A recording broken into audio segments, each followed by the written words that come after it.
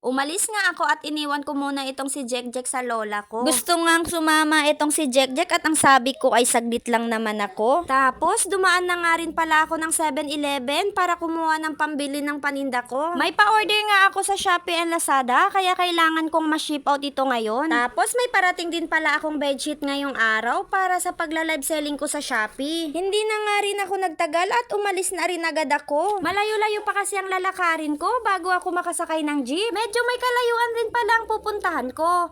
Tapos katirikan pa ng araw sa mga oras na yan. Halos ganito nga pala ang routine ko tuwing may pa-order ako sa Shopee and Lazada. Talagang magtsatsaga ka kung gusto mo talagang kumita. Hindi na nga ako nakapag-video niyan nung sumakay ako ng jeep. Baka kasi mamaya maaksidente pa ako sa kaka-video ko.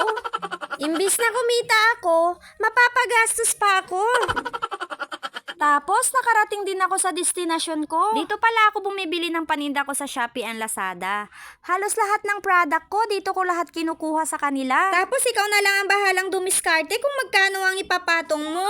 Alam naman natin sa mga online selling, talaga naman pababaan ng presyo. Tapos, karamihan pa sa mga buyers, naghahanap pa sila ng free shipping at freebies. Tulad na lang dito sa butcheron na binili ko. Puhunan ko dito 100 tapos benta ko kay Shopee 135. Tapos hindi mo naman buo makukuha yung 35 pesos na yon. Tapos bago pa pumasok yung kinita mo, syempre, automatic nang kinakaltasan ni Shopee yun. At eto na nga, i-reveal ko na kung magkano yung natira sa 35 pesos. Tulad na lang dito sa bedsheet, benta ko dito 160. Tapos yung pumasok na lang sa seller balance ko ay 139. Sunod naman ay, dito naman tayo sa butcheron. May bumili nga pala sa akin dalawang butcheron, isang regular at isang spicy. Ayan, 135 pesos yung isa. Tapos yung pumasok na lang sa seller balance ko ay 235 pesos na lang. O diba, magkano na lang yung kinita ko sa isang butcheron? Nasa 16 to 17 pesos na lang. Take note, hindi pa dyan kasali yung pinamasahe ko balikan ha. At lalong hindi pa dyan kasali yung mga ginagamit ko sa packaging. Tulad na lang ng mga bubble wrap, sticker, tape, at marami pang iba. Syempre, hindi naman tayo pwedeng magtinda na lang kung hindi rin naman tayo kumikita. Kahit nasa 17 pesos na lang yung kinita ko kay butcheron, kung pagsama-samahin mo sila, malaking bagay na rin yun. Tulad sa mga Chinese,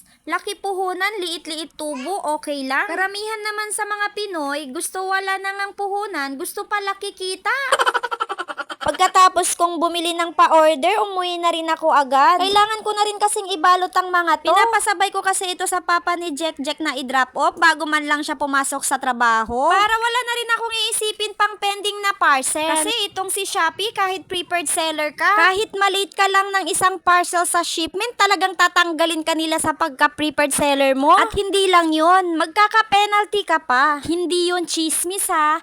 Real talk yun. Tapos makaraan ng ilang oras, dumating na rin pala itong bedsheet ko. Inayos ko lang ang mga ito, pinagsama-sama ko lang ang mga magkakaparehong design. Tapos yun lang, tapos na. Swerte natin dun sa part na kapag meron tayong gustong gawin, sinusuportahan tayo ni Mister. Huwag lang tayong tuyuin.